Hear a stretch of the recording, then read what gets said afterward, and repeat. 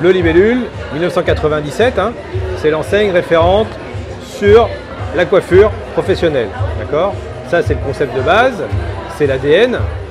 Pourtant, Bleu Libellule, aujourd'hui, pour moi, depuis mon arrivée, je trouve, souffre d'un manque de notoriété auprès du grand public, alors que nous avons 240 magasins et que nous sommes présents dans toutes les grandes zones de retail en France.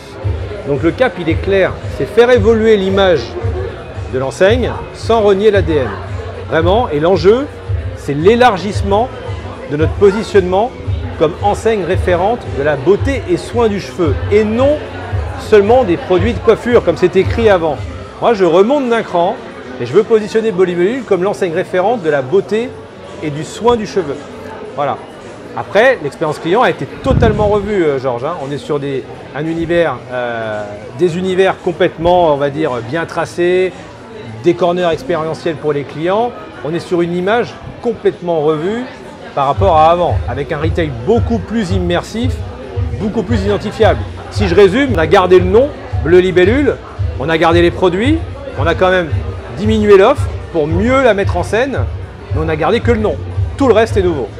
Alors vous vous adressez aux coiffeurs, mais vous vous adressez également aux particuliers, au grand public. Est-ce que ça veut dire que cette ouverture du nouveau concept marque une approche davantage tournée vers le grand public? Alors ça, c'est des questions qu'on me pose beaucoup depuis le début. Hein. Je rappelle que Bleu Libellule, c'est en gros 70% de notre chiffre d'affaires sur le B2C, le client particulier, et 30% sur le pro. Cette part n'a pas évolué l'année dernière, d'accord? Moi, je souhaite continuer à jouer sur les deux terrains. Jouer sur le marché de la coiffure, on va y revenir après, et sur les clients particuliers. Je pense, vu aujourd'hui l'état du marché de la coiffure, notamment, que le potentiel de Bleu Libellule, le gros potentiel à aller chercher, il est sur le client particulier. On a 240 magasins, on est exposé dans toutes les grosses zones de retail en France. On doit avoir un magasin, une image qui plaît plus, qui correspond plus aux clients particuliers dans ce qu'ils attendent d'un magasin de retail. Tout en gardant nos coiffeurs et nos esthéticiennes, évidemment. Le marché de la coiffure, c'est un marché qui souffre depuis le post-Covid. C'est un marché qui continue de souffrir beaucoup depuis le début de l'année. Pour autant, les coiffeurs à domicile, les coiffeurs qui ont peu de salariés, sont ceux qui s'en sortent le mieux. Et aujourd'hui, les clients professionnels de Bleu Libellule, en grande majorité, ce sont des coiffeurs à domicile et des coiffeurs qui ont peu de salariés. Donc ça, c'est beaucoup d'espoir pour Bleu Libellule. C'est le début d'une longue série. Alors on a 3 magasins en test. Le Forum des Halles, va arriver la Valette du Var, avenue 83 à Toulon, puis le magasin de Vannes. On va tester 3 modèles de magasins différents. Un grand, un moyen, un petit, une clientèle très particulière, une clientèle un peu plus professionnelle. Le but, c'est qu'avec ces 3 magasins, on arrive à se rendre compte et à analyser comment ce nouveau concept fait évoluer les métriques de Bleu Libellule. Alors vous prévoyez toujours l'année dernière d'atteindre 200 millions d'euros de chiffre d'affaires d'ici 2 ans. Vous en êtes où aujourd'hui? Alors aujourd'hui, sur le chiffre que je peux vous communiquer, Georges, on est aux alentours de 200 millions d'euros de chiffre d'affaires pour le groupe CSP.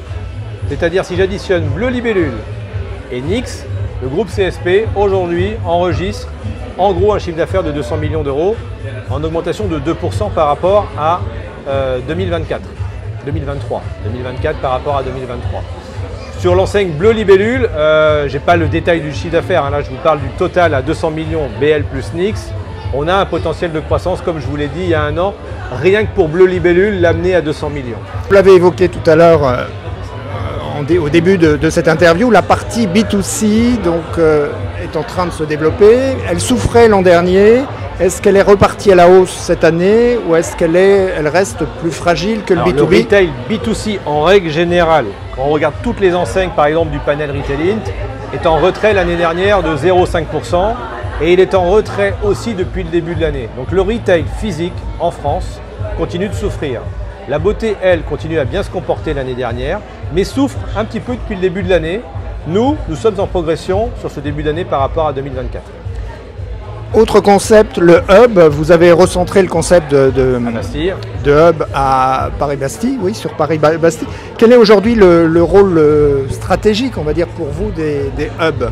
Donc le rôle stratégique des hubs, comme je vous l'ai dit il y a un an, c'était d'en avoir un puissant à Paris. Là, on est en train d'investir 50 000 euros de travaux pour vraiment le rendre agréable en termes d'expérience. Il y a un événement tous les 2 jours dans notre hub à Paris. Une plateforme digitale va être lancée très prochainement, pareil, pour permettre aux coiffeurs de communiquer entre eux. Aujourd'hui, je reste sur ma stratégie d'il y a un an de centraliser ce hub à Paris et de le faire rayonner de manière digitale. Tous les moyens investis sont en train de se mettre en route là sur ce début d'année avec, j'espère, plein régime d'ici cet été. Voilà, pour pouvoir tirer un bilan de ça en fin d'année. Vous évoquez le digital. Est-ce que le digital, ça devient maintenant pour Bleu Libellule une des priorités? Alors ce n'est pas une priorité, hein. La beauté est assez peu digitalisée en France, assez peu. Ça ne veut pas dire que ça ne va pas le devenir, je pense que c'est un sujet à regarder. Ça n'a pas été un de mes axes de priorité depuis que je suis arrivé chez Bleu Libellule. On a des projets digitaux en cours avec le groupe Provalliance, voilà. C'est trop tôt pour vous en parler. Mais le sujet du digital, pour moi, devrait devenir une priorité, j'espère, à partir de 2026. Voilà.